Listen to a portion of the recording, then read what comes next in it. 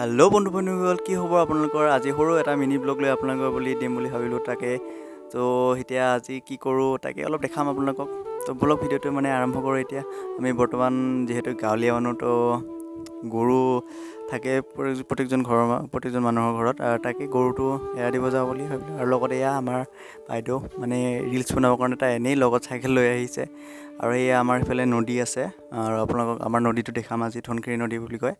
তো ব'লকচোন, এয়া আমাৰ গৰু দুটা আগফালে গৈ আছে আৰু আমি পিছফালে গৈ আছোঁ। তো ব'লক। আমাৰ গৰু দুটা, আৰু সেয়াই আৰু দুটা আগতে আছিলে বেছিকৈ, বেছি থাকিলেও অসুবিধা হয় গৰু এৰা দিবৰ কাৰণে, বিশেষকৈ ঠাইৰ আমাৰ প্ৰব্লেম হয়। তো তাকে দুটাই আছে এতিয়া গৰু। এয়া আমি নদী পালোহি বৰ্তমান।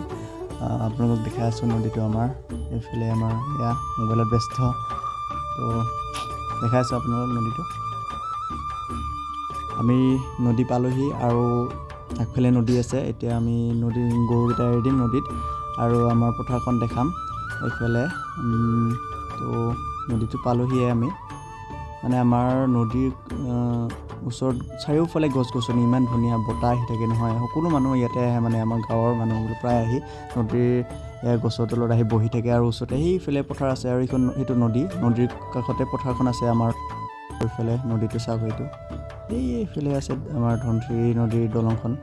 আৰু এইফালে এয়া চাওক কি ধুনীয়া সৌন্দৰ্য চাৰিওফালে, চাই থাকক। আমাৰ আৰু এইফালে পূৰা ৰিলচত ব্যস্ত, ৰিলচ মেন। আৰু তো বন্ধু বান্ধৱীসকল, মোৰ এই পেজটো প্লিজ ফ'ল' কৰি ল'ব। নতুনকৈ পেজটো খুলিছোঁ, আৰু আশা কৰোঁ আপোনালোকক এনেকৈ সৰু সৰু মিনি ব্লগ দিম বুলি। তো আজিৰ ভিডিঅ'টো সিমানেই, আৰু বেছি দীঘলীয়া নকৰোঁ। তো ফাৰ্ষ্ট মিনি ব্লগ এটা বনালোঁ। আপোনালোকক কেনে পালে ভিডিঅ'টো প্লিজ চাই কমেণ্ট কৰিব সৰু সুৰাকৈ। আজিলৈকে বাই বাই।